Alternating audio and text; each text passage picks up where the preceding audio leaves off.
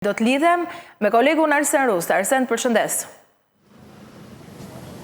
Përshëndetje Aida, teksa ka kaluar 2 minutat e para nga ora 10:00 në mëngjesit e kësaj të premte, aty ku fletësia e prokurorit Alfred Çeu kërkonte pranim përpara oficerëve të Byros Kombëtare të Hetimit, ish kryeministit Berisha dhe kryetar aktual të Partisë Demokratike. Kjo gjë fizikisht ende nuk ka ndodhur. Vetë zoti Berisha ka mbajtur një qendrim publik duke deklaruar se është i gatshëm për çdo pyetje, për çdo përgjigje, për çdo hetim, por ai nuk ka një fletësire, ndërsa SPAK zyrtarisht nuk ka mbajtur një qendrim, por tashmë media gazetarët përfshirë dhe MCN Live nëpërmjet burimeve ka mundur siguroj fletësirjen e cila është datë 14 ora 10 për të qenë i pranishëm në prokurorinë e posaçme. Dosja e procedimit penal për cilën do të pyetet zoti Berisha është ajo për 21 janarin, më herët është pyetur dhe i zhvarci i tij në kabinetin Berisha, ish ministri i brendshëm zoti Lulzim Basha.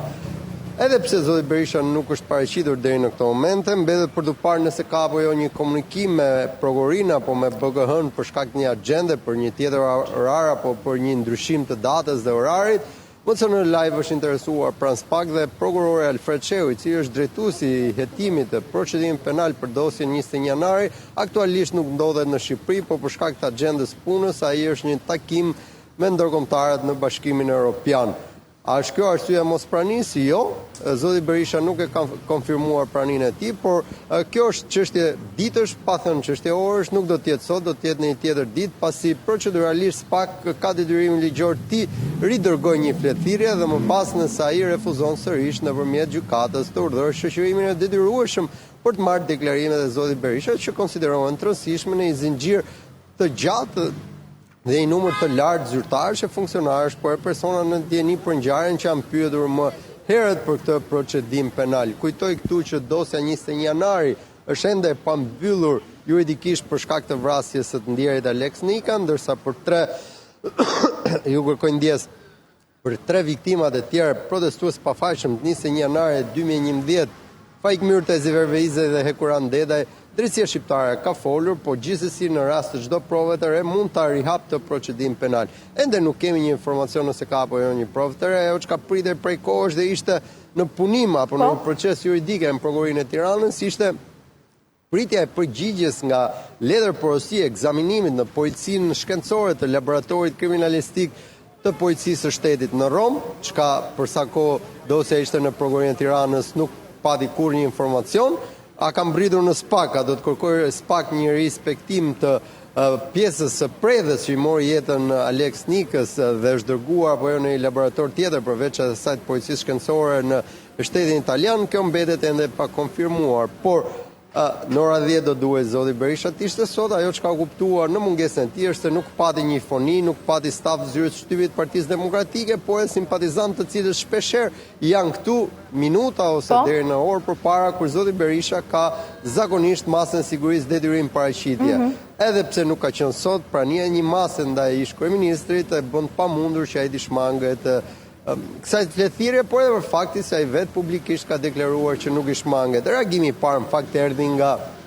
avokati i tij, mbrojtësi zoti Genci Gjokuta, i cili deklaroi që SPAK sërish vijon të shërbej partisë në pushtet përpara se të njoftoj personin që kërkon ta marrë në pyetje, ja ka dërguar fletëthirrjen mediave. Po ide. Arsen, duke qenë fokusuar tek kjo çështje e cila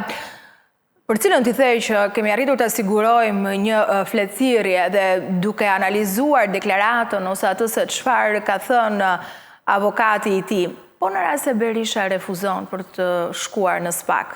çfarë ndodh? Përsëritet e njëjta situatë, se ne e patëm në arrest shtëpie pikërisht për këtë lloj qëndrimi për një çështje tjetër? Jo, në fakt për të vendosur një masë sigurie për mos praninë në dyert e prokurorisë, jo, nuk do të ketë një masë sigurie. Ajo që ka mundot proceduralisht është shoqërimi i tij me forcërish, pra nëpërmjet policisë, por kjo sërish ndoshta nuk do të ndodhë ose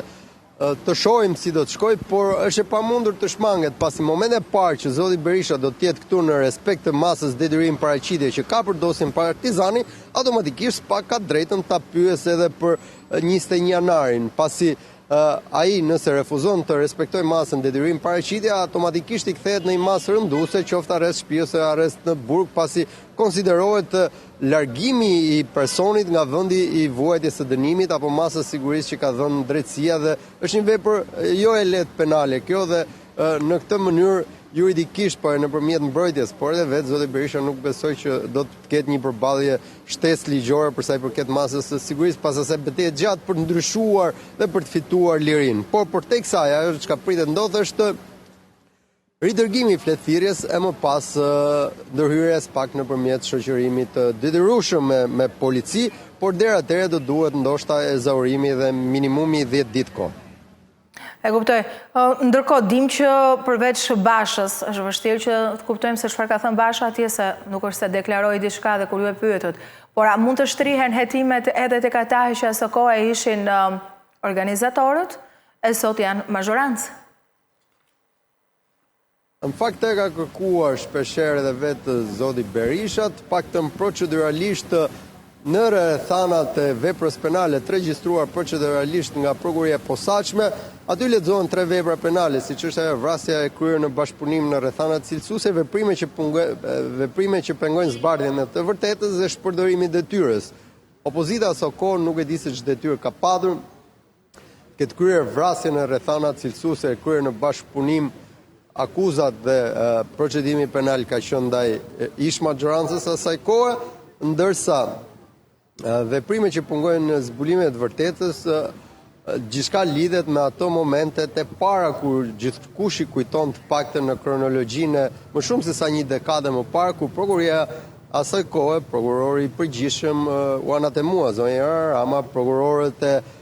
prokurorisë përgjithshme teksa kërkuan të marrin prova, të marrin në pyetje Gardën e Republikës, të kryen veprime procedurale, u penguan të futen në ambientet e brendshme të perimetrit të sigurisë kryeministrisë, pati orë, ditën e tensionit, derisa u arrit në mbledhje prova, marrjen e deklarimeve të drejtuesve të Gardës, të cilët u vënë përballë përgjegjësisë penale. Mes tyre ish-kreu Gardës Andrea Prendi, i cili është pyetur në SPAK për 21 janarin, ish-gardistja Agim Lupo, i cili u procedua penalisht dhe u dënua, po ashtu si edhe prori e tij, por e disa zyrtar të tjerë të sigurisë së rendit. Ndërsa pritet që po ashtu në vijim të këtij procedimi nuk përjashtohet mundësia e marrjes edhe të organizatorëve në pyetje, por deri në këtë moment nga procedimi penal kuptohet që jo. Po Arsen, atëherë, çfarë na mbetet të presim dhe të shohim, ndoshta në minutat në vijim mund të ketë ose mbritjen e Berishës ose zhvillime të tjera, kështu që për momentin të përshëndes.